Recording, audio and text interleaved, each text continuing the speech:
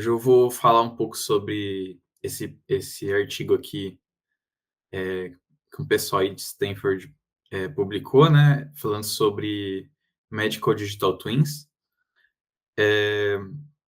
Qual que é a ideia, né? Eu vou fundamentar um pouco primeiro, o que seria um Digital Twin, para dar um contexto. Depois eu vou falar um pouco de tecnologias facilitadoras, né, aplicações, e depois eu vou passar no geral o que deu para tirar desse artigo, né, na minha interpretação e no que os pesquisadores também adicionaram lá no artigo, né. Um digital twin, ele é uma representação digital de algum objeto que está sendo monitorado, né. É, eu queria fazer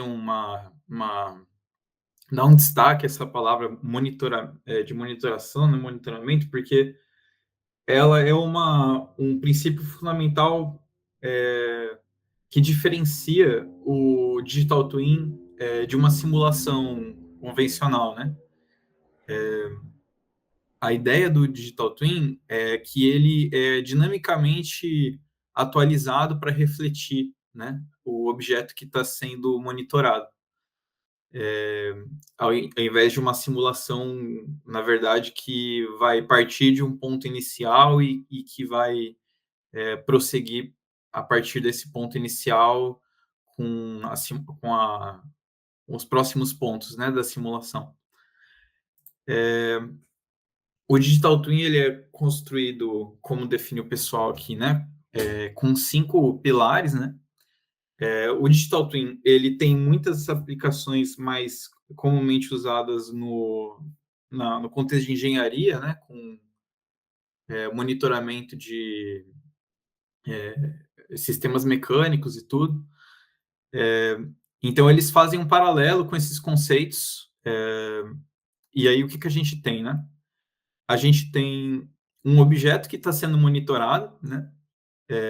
Que vai ser representado pelo Digital Twin.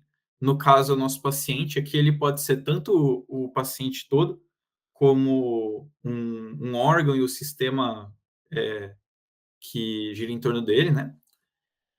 E ele vai ser representado pelo sistema de medição. Então, isso podem ser diversos tipos de sensores, né? Então, eu vou falar um pouco mais depois, mas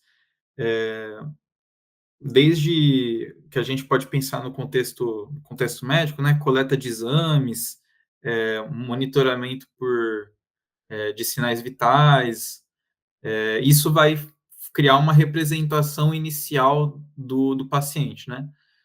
A segunda parte, que é o data connection, é o processamento, né, desses dados, porque em saúde, né, por exemplo, a gente tem dados multimodais com muita frequência, né? Então, um exemplo disso, né, se a gente for usar tantos dados de leitura de eletrocardiograma, com também leitura por imagem, tudo, a gente vai ter que extrair features daí, e é nessa parte que se faz isso, né? É uma preparação dos dados para os modelos da próxima etapa que vão ser usados, né? A próxima etapa, que é o modelo, o paralelo dele é o paciente em silício, né? Chama de patient in silico, que basicamente é um conjunto de modelos que vai processar esses dados que vieram da fase anterior, né? Então, das features que foram extraídas e processadas, você pode usar tanto os modelos de IA, né? Que eu vou falar mais sobre isso depois, mas tanto modelos mecanicistas também, e a integração dos dois e tudo.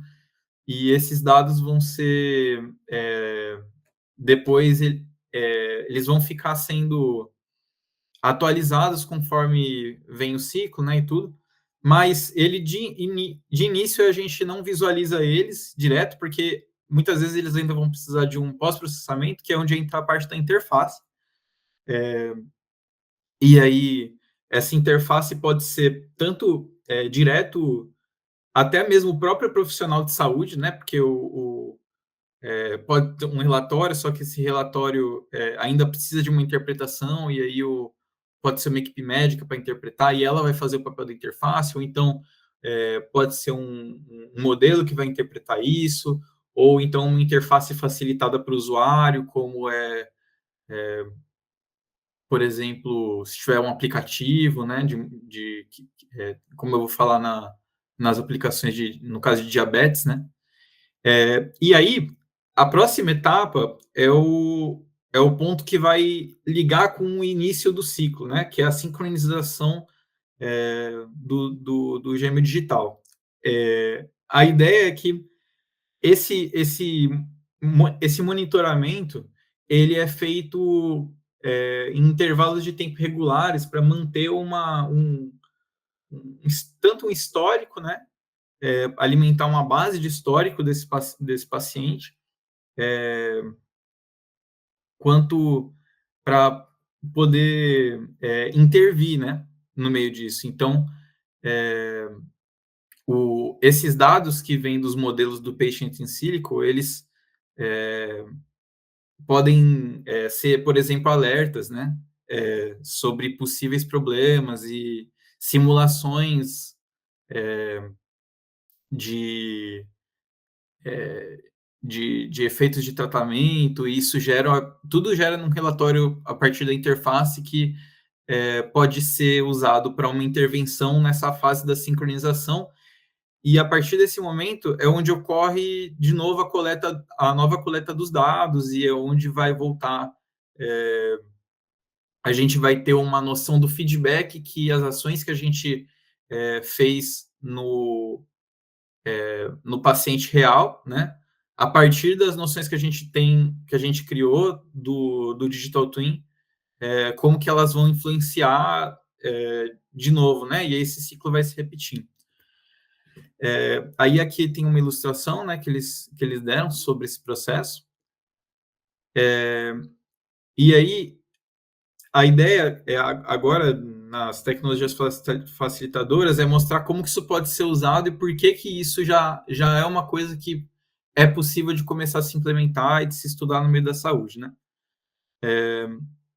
A coleta dos dados, ela tem que ser uma coisa feita com frequência, então dependendo do que se está querendo, né, medir, isso pode tornar mais difícil, né, e tudo. E aí eles dão esse exemplo da biópsia líquida, né, que é feita por coleta de sangue, para fazer monitoramento de tumores de câncer, né? Além de você ter, por exemplo, smartwatches, eles dão esse exemplo também, né? Como tecnologias vestíveis, né? Que são coisas que vão funcionar como monitoramento para coletar os dados do paciente. A gente teve os avanços, né, com as IAs, e agora porque a gente consegue extrair features a partir desses modelos, né, e tanto de imagem quanto de sinais diversos, né, e integrar esses dados, né, eles citam a questão de fusão de dados multimodais, justamente no exemplo que eu citei do coração e tudo. Também modelos preditivos, né, que é muito que a gente faz aqui no Lab, né, e tudo, para integrar isso nos modelos do Patient in Silico. E também ele entra como um interpretador, né? A ideia que eles têm é de usar modelos generativos, né, para interpretar esses dados de forma automatizada e gerar um relatório, e tanto para o cliente, tanto para a equipe médica que está monitorando o paciente, né? Também tem os modelos mecanicistas, né, que seria uma abordagem a partir de modelos já conhecidos, né, da literatura, então formas de modelar pressão sanguínea, enfim, várias coisas. Eles até dão um exemplo depois sobre na aplicação de câncer, né? Eu vou falar melhor disso depois, que usam um modelo equações diferenciais, né? É, e aí a desvantagem que tem, né? A desvantagem é que eles são muito explicáveis, porque eles partem de conhecimentos da literatura que a gente tem e de estudos que já foram feitos, mas eles muitas vezes sacrificam precisões.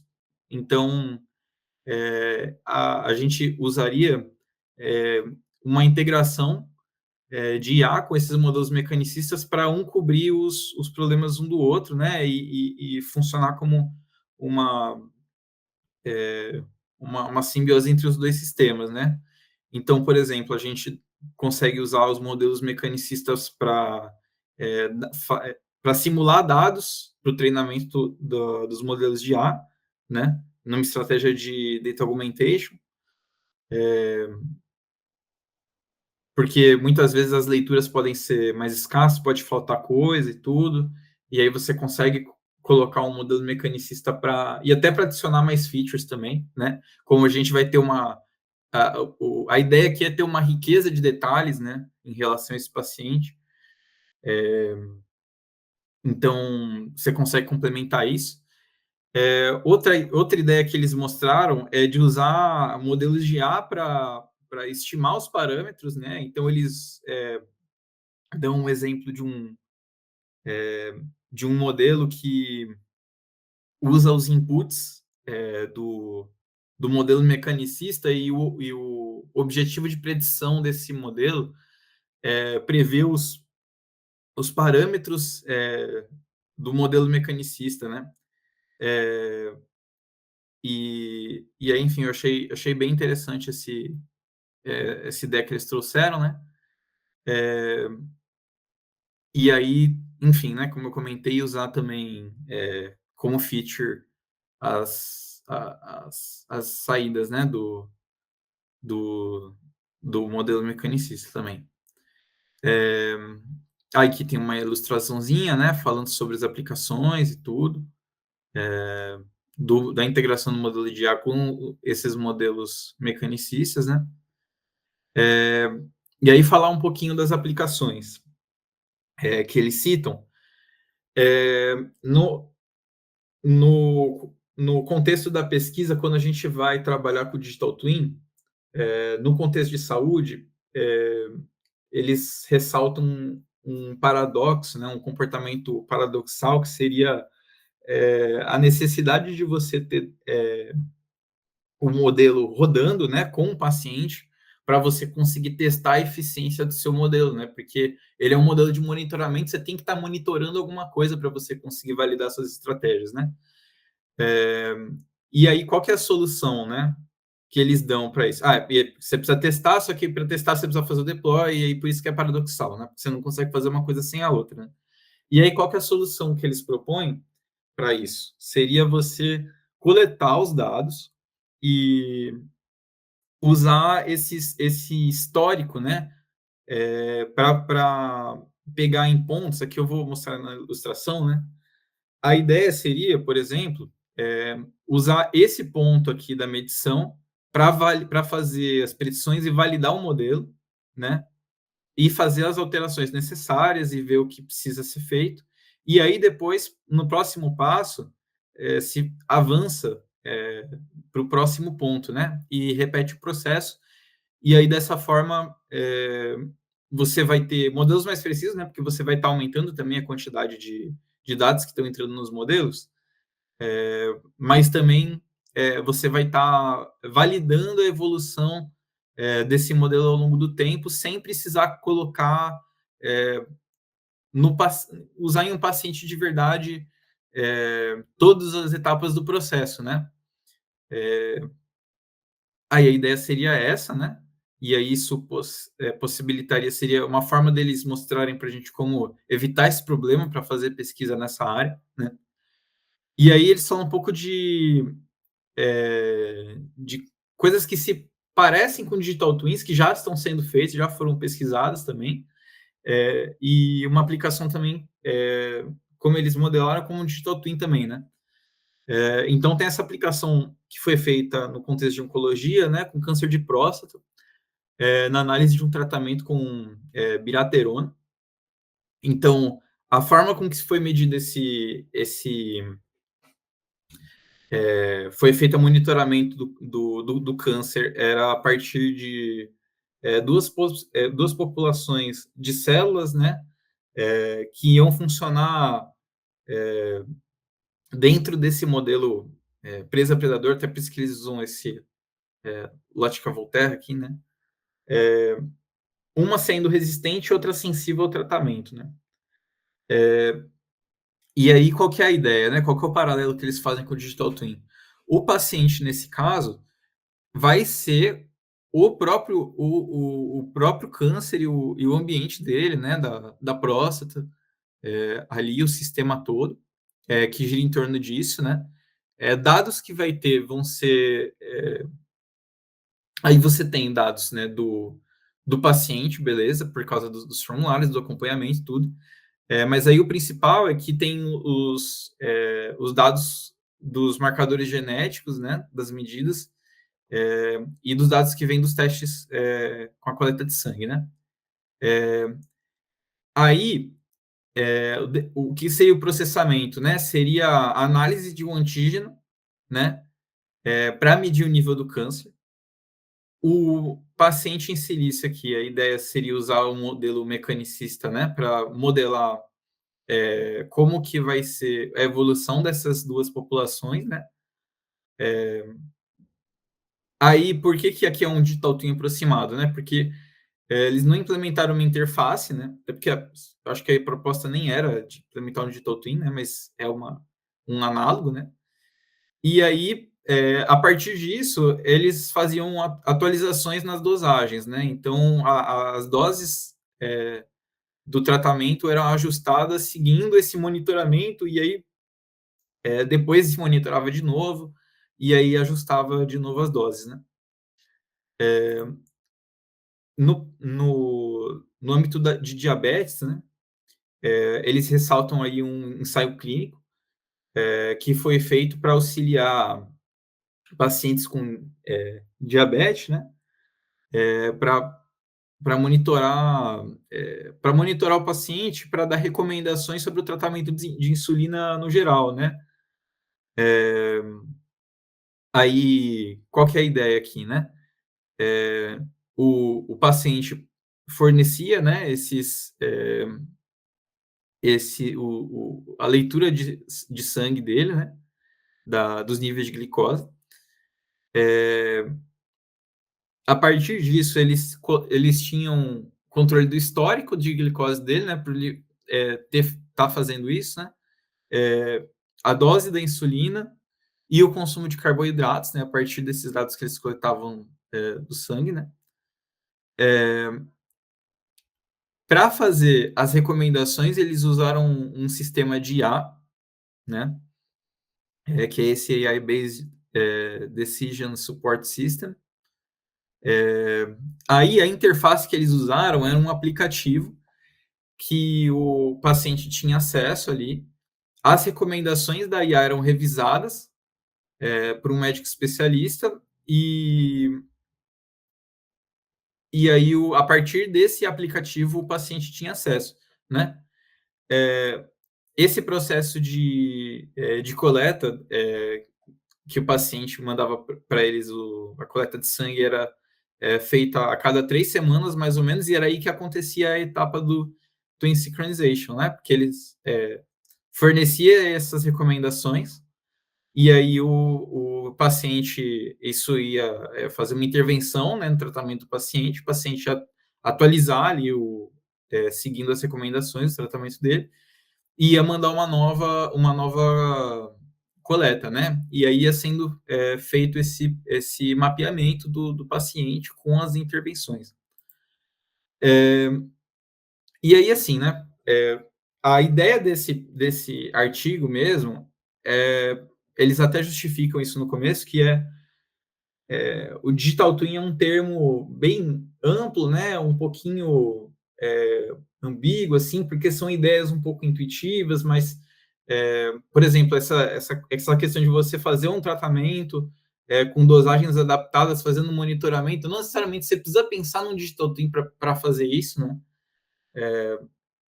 Então a ideia deles era tentar meio que bater o martelo e falar assim, não, o digital twin vai ter essas características aqui, nesse contexto, a gente modela dessa forma, e a forma com que se pode fazer os estudos é essa, tem exemplos aqui, eles tentaram dar um guia, mais ou menos, né? E das definições, né? Eles mostraram exemplos, né? Para isso também, para dar as bases para novas pesquisas serem feitas a partir disso. E aí, pensando nas limitações do estudo, assim, o estudo em si não, mas do uso de digital twins, a gente tem, para cada parte do digital twin, vão ter algumas limitações, né? Então, que nem eu falei, você ainda, dependendo do que você quer modelar, pode ser que a coleta de dados seja mais ou menos difícil, né? Pode ser que seja muito difícil ter dados que a limpeza deles dinamicamente seja mais simples, né? Também em questão do uso de IA, eles comentaram também sobre as alucinações, né? E também, que eu comentei, essa questão da sincronização do paciente, e também as questões de custo, né? Porque você manter um paciente fazendo um perfil dele ali é uma coisa que pode não ser barata, né? E tudo ter um tratamento personalizado. Então ainda tem bastante coisa para melhorar, mas acho que a ideia deles foi mostrar que já é possível ter linhas de pesquisa voltadas especificamente para essa tecnologia de digital twin dentro da medicina. E aí acho que é isso.